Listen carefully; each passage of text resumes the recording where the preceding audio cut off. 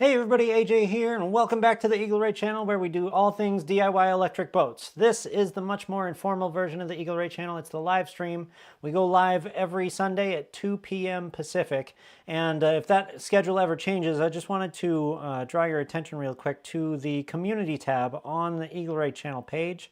Where I give all kinds of updates anytime something is happening, like the live stream I just announced an hour ago. I'm going to try and announce these earlier on in the future so we can get more people in here. I'm still trying to figure out how all this live streaming stuff works. I did a lot of live streams earlier this year, but had to put the release schedule on pause for quite a few months over the summer so that I could make a bunch of new plans for the channel. But we're back up and running, and so it's going to be every week from here on out for quite a while, at least through the first quarter of 2024. So expect to see me here at 2 p.m. every Sunday if you want to join in, and definitely come back and check it out if you're catching this after the fact, because we are doing giveaways. Basically, there's a potential for a giveaway on every live stream as soon as we hit a certain threshold. So the first giveaway that we've been running is the Milwaukee angle grinder giveaway, and this one had a threshold of 1,000 subscribers, which we just hit a week and a half ago, and we need 100 people in chat in the live stream in order to give this away. So it may not happen today because it's early days for the live streaming, and so it's kind of quiet in the chat room as we start to build up the momentum here. But if you're not able to win this week, keep coming back because it hopefully won't be too long before we get 100 people in chat. And we'll give that away, and then there will be another giveaway right after that. I'm going to try and keep leveling up the giveaways so I can get you guys some cool prizes. And if you join in or leave a comment later, just let me know whether you're interested in the angle grinder or if you'd rather have something else, like I might be giving away batteries in the future, might even give away a trolling motor or something like that in the future. Because we focus a lot on batteries and trolling motors on the channel, but we're going to upgrade to even electric outboards in the future. And if you saw the video that came back out on Thursday, it was mostly about, well, it wasn't mostly about trolling motors, mostly about outboards. It was about the differences between both, and really the lack of differences between both. So if you haven't caught that video yet, we're going to jump into certain portions of that video today and focus on the highlights of what happened in that video, because I spent a lot of time over the past few weeks researching all of the differences and similarities of trollers versus outboards, and I was pretty frustrated that that a lot of companies are trying to sell us small outboards when they're really not that much different from trolling motors, and yet they're charging 2, 3, 4 times as much, and it's quite annoying to me. I don't like it when companies are trying to sneak low performance numbers below the radar and still charge us an arm and a leg. So I do a lot of calling them out on that on this channel. So we did that with batteries a few weeks ago. We did it with motors this week. And we're going to do a little bit more of that on the live stream. So usually we start with news, and then we'll watch the latest video, and then we'll do the giveaway if we can. But this time I want to focus specifically on a certain brand, because it's really all the electric trolling motor brands that are kind of playing sneaky games with their performance numbers. But in particular, there's Mercury is coming out with a lot of new outboard motors. They just released a couple new models back in August. And they are typically pretty good at reporting accurate specs on a lot of their line. But with electric, it's kind of tough, because do you go with what the rest of the industry is doing, or do you go with what you know is the correct, accurate way to measure your motor's performance? Because I think Mercury is torn about that. They have a lot of pressure to measure all of their equipment the same way they're measuring all their gas engines, because they've been in the industry so long and they have such a diverse lineup. But if they want to sell their electrics as comparable to the other electrics on the market, most of the other electric brands are really fudging the numbers with their spec sheets. And so I think Mercury is caught between a rock and a hard place. They want their stuff to look comparable to the very shady spec sheets that they're competing against, but they also don't want to sully their brand name, I think. And so you're seeing a little bit of of both. And some of the stuff they're doing in their spec sheets is pretty good, and then some of it is we could use some work. So we're going to look at that today, because I made a 20-minute video earlier this week talking about a bunch of other brands. Didn't really have much time to fit the Mercury stuff in that video, because it would have gone over 20 minutes, would have been like a half-hour video. Got so much to say about Mercury, because they are making some cool electric motors. They're just really pricey, and their specs are slightly exaggerated like everybody else. So we're going to look very closely at that starting right now. But before we get into Mercury, I want to jump to e-propulsion a little bit, because I picked on e-propulsion a lot in this week's video. But e-propulsion is not so bad in all cases. The particular motor that I called out in the video was the Spirit 1.0, and specifically this hero card on their website that says 3 horse, and then right next to it, it says 1 kilowatt. We're going to watch that in the video a little bit later and see exactly why that's so egregiously bad. Those two spec sheet numbers are not the same at all. They're nowhere close to each other, but we'll pick on that later.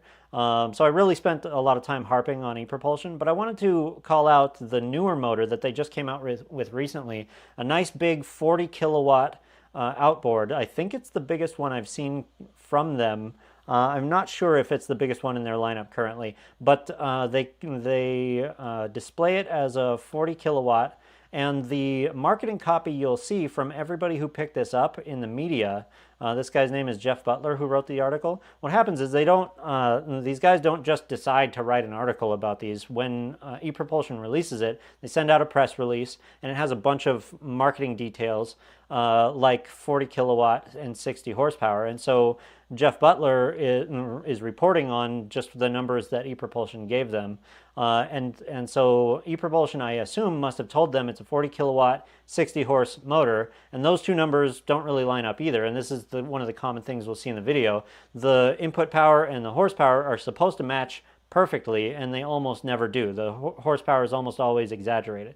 They're not actually exaggerating too badly on this one. 40 kilowatts is about a 53 horse technically, and they're calling it a 60 horse. So it's like a 10% exaggeration in this case. And it kind of makes sense, because there's only so much you can get away with when you are talking about a motor this size. When we looked at the Spirit 1.0, 1 horse versus a 3 horse, you can feel the difference if you're riding one of those versus the other, but it's not near as big a difference. So you can feel, the 3 horse is slightly more powerful. But if you go from 40 horse to a 60 horse, you probably notice that a little bit more. And that's not even the same proportion. So a 1 horse to a 3 horse, that's a 3x move up, right? Whereas if you were going to do a 3x in this range, you would have to go from 20 kilowatts to 60 horsepower. And that would be a huge difference. So 20, well, not a 20 kilowatts, 20 horse to a 60 horse. So 20 horse versus a 60 horse is obvious and immediately noticeable. If you swapped out your 20 for a 60, it'd be a world of difference all of a sudden. So they can't get away with pretending a 20 horse is a 60 horse when you get into this size range. And so they're still exaggerating the numbers a little, just not near as much as they do with the smaller outboards. So let's move on from e-propulsion, because I think I picked on them enough.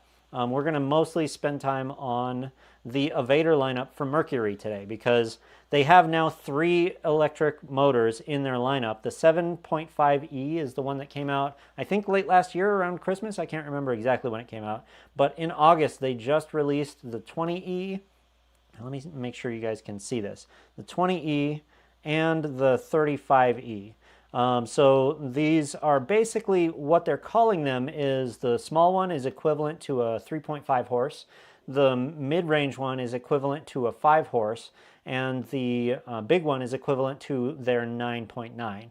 And the thing with Mercury is, they don't use the horsepower equivalent term specifically in their spec sheets like other people do, because I think they know how shady that is. So if we jump over to the Mercury spec sheet, let's take a quick look here. See, they have input power, they have prop shaft power. They don't say horsepower equivalent in here anywhere. They actually don't say horsepower on this entire page. From the 20E to this is specifically the two bigger ones, the 5-horse equivalent and the 9.9 equivalent. There's nothing about horsepower on this whole page except right here. They do something a little bit sneaky. They have a quick and fun marketing blurb here, and they say similar rate to a 5-horse 4-stroke outboard, and they're talking about the 20E, which is the middle one. And then for the 35E, which is the big one, they say its acceleration is similar to a 9.9 4-stroke. And so that immediately, I think, to most people seems like, oh, it's a 9.9 equivalent. It's a 5-horse equivalent.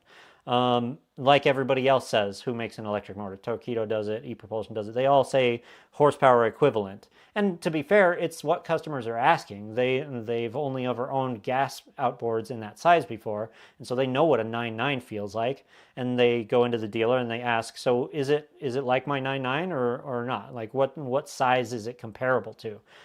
Customers want to know, and it leaves the door open for these manufacturers to be extremely vague on purpose so that the retailers, your dealer has no idea that it's not actually that size. So you can prove the difference with a little bit of math, and that's what we're going to do. So let's jump back to this marketing blurb. This is something that like the dealer would hang up right next to these motors when you go in and look at them in the shop.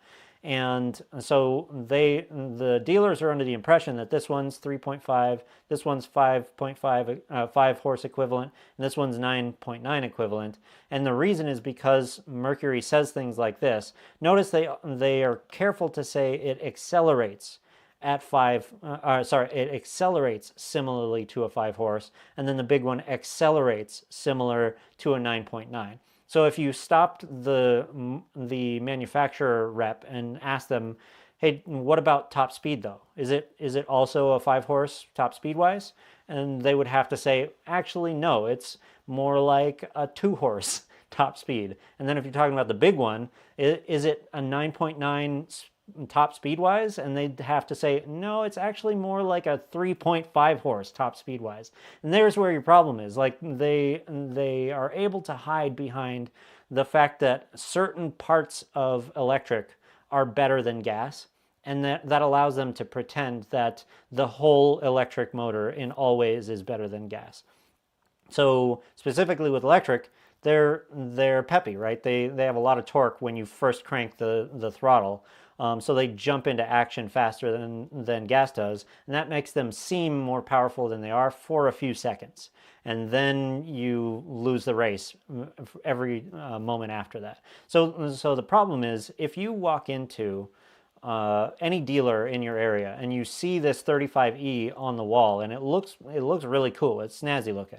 And the dealer tells you, literally, they say this is a 9.9 equivalent because they think it is. They didn't ask enough questions to Mercury directly, and so they got the marketing blurb from Mercury and they put things like this up on their website. This is a dealer, boatspecialist.com. I'm not calling them out or anything because I think they probably just didn't get enough information before they listed this thing, but they literally just say horsepower is 9.9, and it's very much not.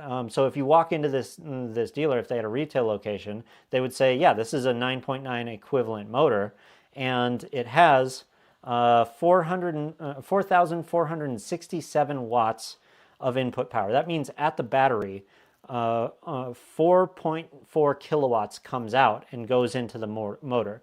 There's a great thing that Mercury does on these spec sheets that almost nobody else does, and they give you the prop shaft power, which is the power going in was 4.4 kilowatts, and then it goes through the motor and loses some efficiency. Every motor has efficiency loss because the wires get hot, the windings get hot, the friction on the bearings creates drag on the amount of power that can get through, and so you lose some of that power that came from the battery before it can get to the prop.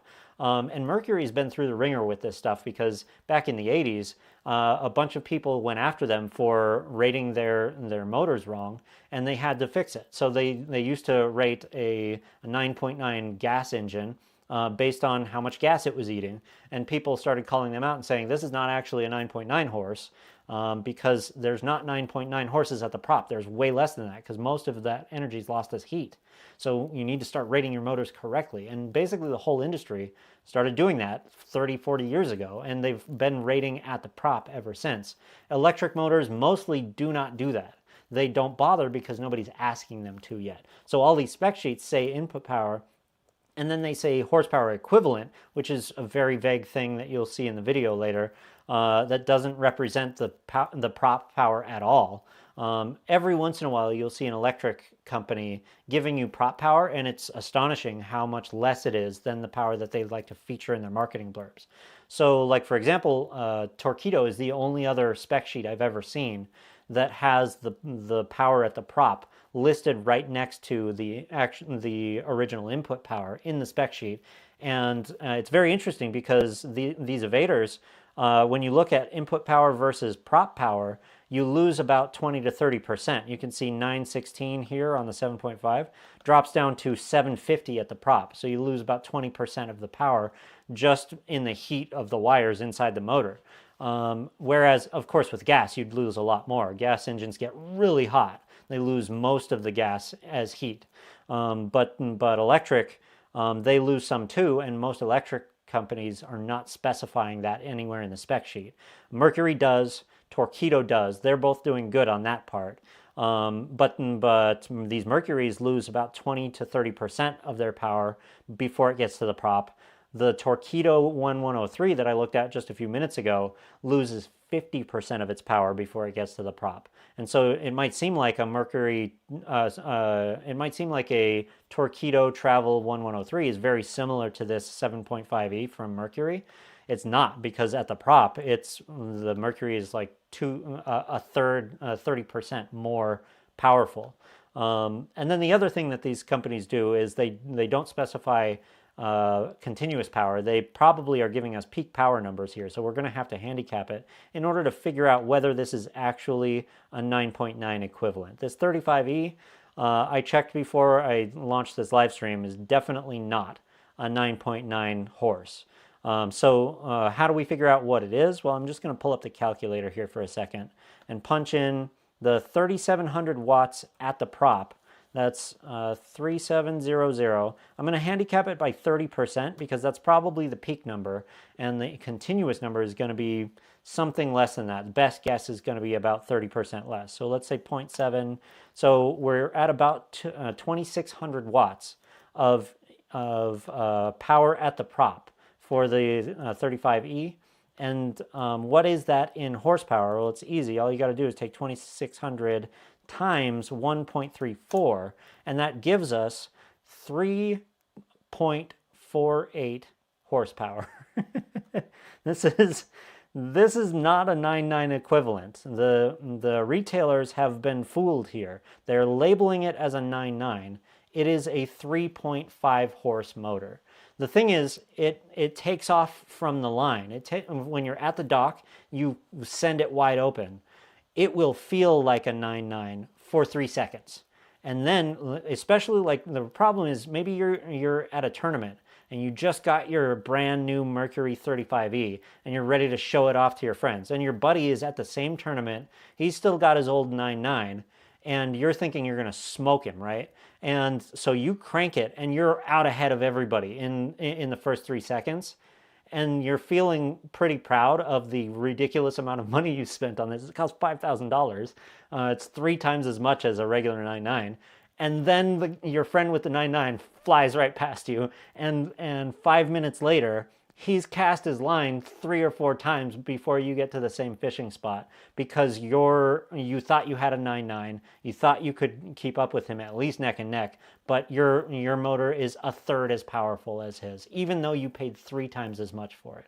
That's the situation that we're in with these electrics right now. I love electric propulsion. I based my whole channel on it, but it's so frustrating that even though these motors are 3 times as expensive as the gas equivalents, they're not actually even equivalent. They're a third as powerful as they say they are. So they're actually more than 6 times as expensive when you go apples to gas, which is not a thing I like to do anyway, because electric is so different from gas in so many ways.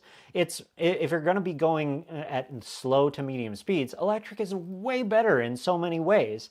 And if you're going to be going really fast speeds, electric is kind of a waste of time. So it seems to me there's a place in the market for all of them. And right now, everybody just wants to see them compared head to head. And so the manufacturers are in this very difficult rock and a hard place where they know they're way more expensive than the equivalent gas. And so now they have to, in order to sell any of them, I think they feel like they have to exaggerate the specs a lot. And they are exaggerating the specs a lot, and it's kind of not cool. I feel like they're going to burn a lot of bridges with the current customer base who buys their first Avator and realizes it's nowhere near the power that was promised and gets mad and decides to write off all electric motors after that. Because these motors are going to get better. They're going to get more interoperable. They're going to get better power for a lower price as the popularity and the competition keeps getting better and better every year. But by the time that happens, they're going to lose a bunch of these people who tried it out and hated it because they feel like they got ripped off. That's very frustrating for me. And I hope that somebody who works at some of these companies sees this and realizes I'm not trying to just hate on electric propulsion. I'm trying to help you guys out. Stop lying to your customers. It'll be better for you in the long term. I know it'll be harder in the short term, but it'll be way better for you in the long term if you just get these spec sheets correct. So, for example, what could Mercury do to make this spec sheet better? Well, they could include continuous input power and continuous prop shaft power right under the line items that they have. Be very specific about peak versus continuous. That's one big way you could do that. And then don't ever compare your motor to a horsepower equivalent unless you're going to give the whole picture, because your retailers are not following along. And maybe Mercury didn't even intend to be sneaky with this little blurb. They just told the truth. It's true that these things accelerate like a 5 horse, like a 9.9 horse, but that doesn't mean they're as powerful as a 5 horse or a 9 horse. They're a third as powerful for every moment you use them except the first 3 seconds. And so you have to specify that when you say things like these comparisons. Otherwise, the customers are going to eventually realize what's going on and they're going to get mad. So that's a whole bunch of information about Mercury. We're going to move on to the video that came out just a few days ago to see if we can get a word in edgewise about some of these other brands, because it's not just Mercury. Basically every electric brand is playing a bunch of sneaky games with their spec sheets, and that's what the video that came out on Thursday is about. So we're going to do a quick watch through. I'm not going to play the whole thing because it's a pretty long one. I try and keep the videos to about 10 minutes, the ones that come out on Wednesdays. But this one just had so much information packed into it that I feel like I needed to get in. It was going to be a 30-minute video if I didn't cut it down. So I really tried to abridge it and got it down to like 19 minutes. But I don't want to play the whole thing on the live stream. So we're going to just jump to the key important parts. And then maybe I'll provide a little commentary in between. So let me see if I can get the audio right, because we were having serious audio issues on last week's live stream. But I think I've got it dialed in now. So let's try it. So you think you know Wix, but do you really?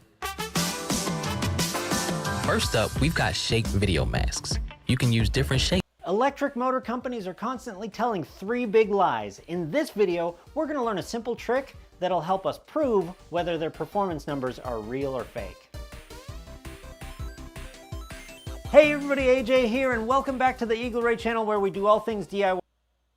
I'm going to skip to the parts where we just discussed specifically about the types of lies that a lot of these companies use to pull tricks on us in their spec sheets, because that's the main meat of this video. In between, there's a lot of good information about how to value a one motor against another fairly, no matter how big or small it is.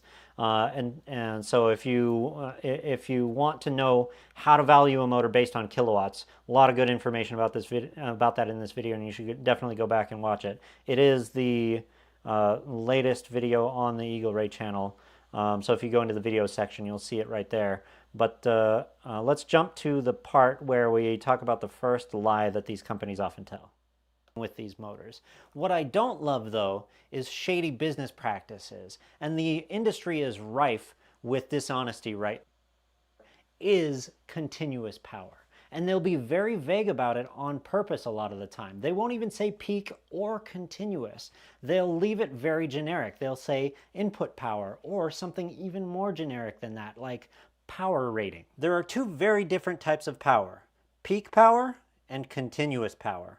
Peak power is that surge of watts that hits the motor right as it jumps from 0 to full throttle. And then as it settles into a momentum state, it uses a lot fewer watts after that. It's a lot like a car drag racing from 0 to 60 versus a car that's just maintaining highway speed. Here's how the trick works. All right, so the peak versus continuous issue is something that you'll see on basically every spec sheet from any, especially the outboard brands. The trolling motor brands have been around so many decades. I think they've just fallen into a bit of a lull of customers don't ask, therefore we don't provide.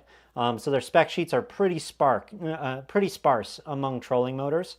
But they give just barely enough information for you to get by. Sometimes, like Motor Guide's spec sheets are non-existent. If you go into their manuals, they don't even list max amp draw in a lot of cases. Very annoying to deal with Motor Guide at all, just because they give practically no information.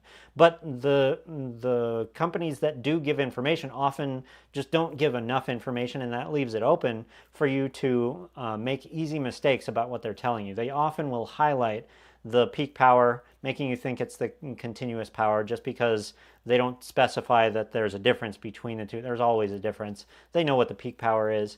They're not telling you in a lot of cases, I think, because they want you to think that the bigger number is the number that you get all the time, when in actuality, not even close.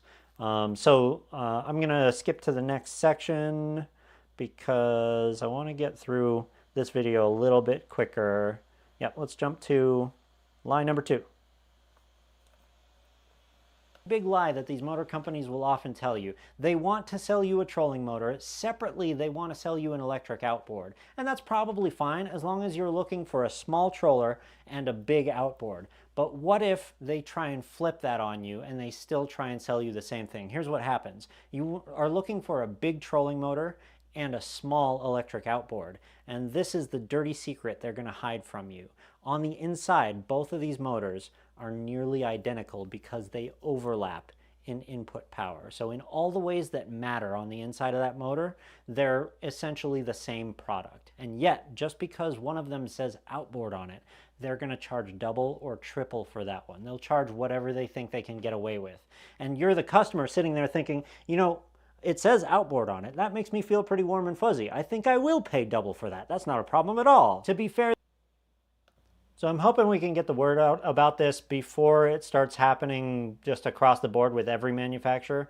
The trolling motor companies, I think, have a lot more pedigree building electric motors that go in the water. They've been doing it for so many decades. Minn Kota, I think, has been around since like 1935, something like that, 90 years or so. And so they know how to put motors in the water.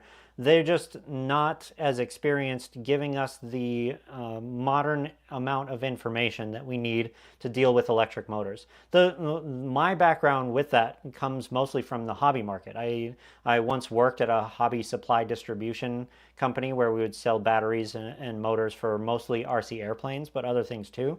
And so the hobby markets have kind of figured out the customer in that market is savvy enough to ask all of the right questions about the specs. And I feel like as this electric outboard market is starting to grow with kayaks and small boats, John boats, bass boats, we as customers need to get savvy like the hobby market in order to not get ripped off by these people, because they are going to continue to try and rip us off, whether intentionally or not. They're extremely vague in their spec sheets so that they can hide the fact that the motors are just way weaker than they claim to be.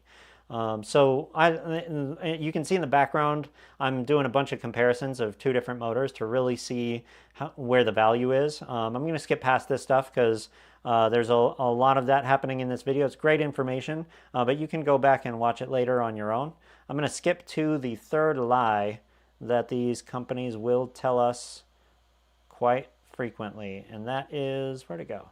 I think it's, here we go, right there.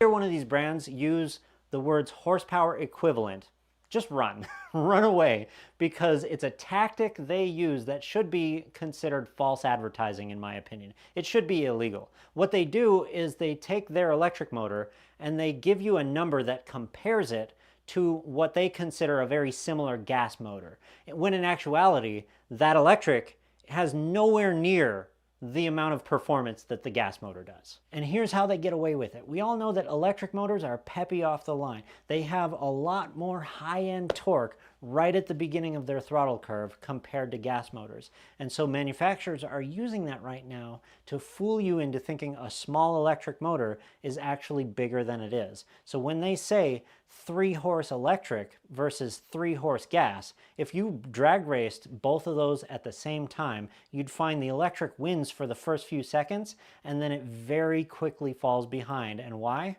Because it's not actually a 3-horse. It's nowhere close when it comes down to it. And we're going to prove that in a second. But I want you to keep in mind, I am not an electric hater. I love electric motors. I just find it very frustrating that this particular crop of electric outboards that are on the market today are all exaggerating their specs in a pretty egregious way. And here's the secret weapon you can use. Okay, so the next section is basically me just proving that e-propulsion, which we looked at earlier in the chat, this Spirit 1.0 is not actually a 3-horse, it's more like a 1-horse. It's a 1.34 horse. The conversion is so ridiculously easy to do if you know where to look. As long as you grab the input power, convert it to horsepower, then you can see the real horsepower, not the fake horsepower that they're always trying to give us. And it's really that easy to prove that they're trying to exaggerate.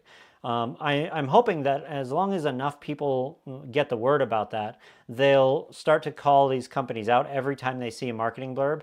Every time you see a retailer in person, every time you call them up to ask if they've got the Avator or whatever it is, let them know that you find it irritating that the horsepower ratings on all of these product listings are obviously wrong, and they need the manufacturers to correct them because they're making the retailers look bad.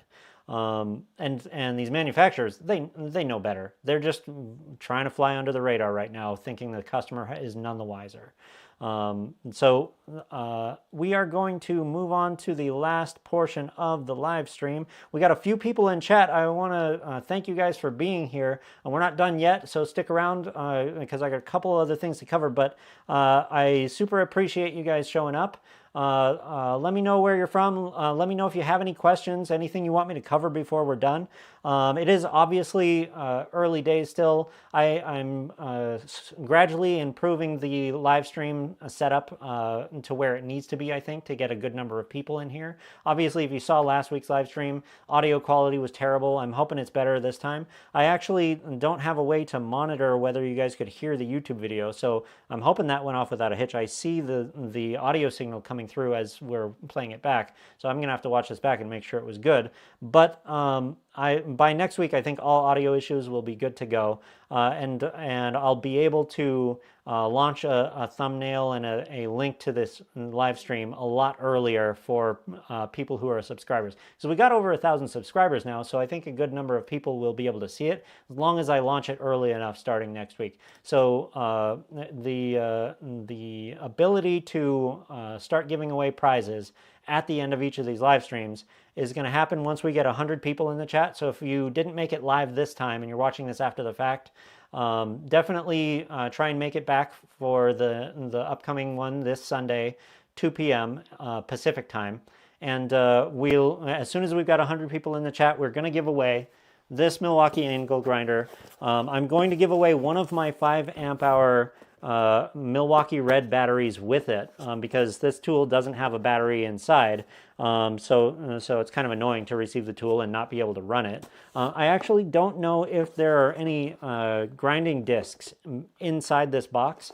So you might have to go to Home Depot and buy yourself a grinding disc. If you've never used an angle grinder before, it's a must-have. If you're going to do any work on a John boat or a bass boat that's made of aluminum, you must have this tool, absolutely. Probably a lot of people watching this already have one, but gift it to a nephew or whoever you might think might be interested in working on boats.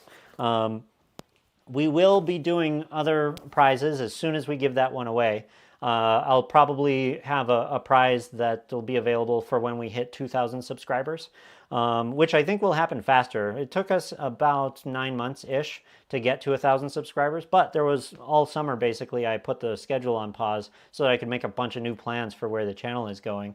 And so from now on, the plan is to just have a weekly video and a weekly live stream, and I'm doing shorts. Let me jump into that real quick because if you haven't seen some of these short videos I've been working on, I am just starting to figure out how those work as well. I've only done 2 of them, but if we take a quick look at the second one, it's strange because last week YouTube showed the first short I ever made to over 5,000 people in just a couple of days. And so far, it's been 3 days already. And the second one, they've only shown it to 70 people. I don't know if that's something I did wrong, but I'm going to have to figure it out. But if you haven't seen these shorts yet, give them a quick watch, leave me a comment, and let me know if they were any good, if you found them helpful, if they were informative. The content in these shorts so far has been stuff from the long form videos. So if you've seen the long form videos already, you probably don't need to watch the shorts. But if you haven't seen the long form videos from the past 2 weeks yet, these shorts are a great like little introduction to the kind of stuff you're going to find in there. And so that is all I think I have for this week's live stream, unless we have any questions. I don't see any questions in the chat. So, oh, I see Noel from Norway has shown up in the chat. I appreciate it, man. Thanks a lot. I hope you come back next week and tell your friends they could win an angle grinder if they show up too. Yeah, definitely appreciate you being here. So we're going to wrap up. We'll be doing the same thing next week. New news about the electric vehicle market as it pertains to marine, John boats, bass boats. I'm mostly focusing on small watercraft right now, but we're going to go to bigger and bigger applications in the future as the channel grows. So anything you might be interested in electric-wise on a boat, this is the place to come, and we're going to talk about it. You can show up in the chat. I'll take questions. If you have anything you want to talk about in the chat, this will be the place to do it. So I appreciate you guys being here. I will see you all next week, same time, and until then, get out on the water and have some fun. I'm here in Lake Havasu, so I'm going to be doing that this week. I hope you're able to do the same before I see you guys next time. Until then, boat safe. Take care.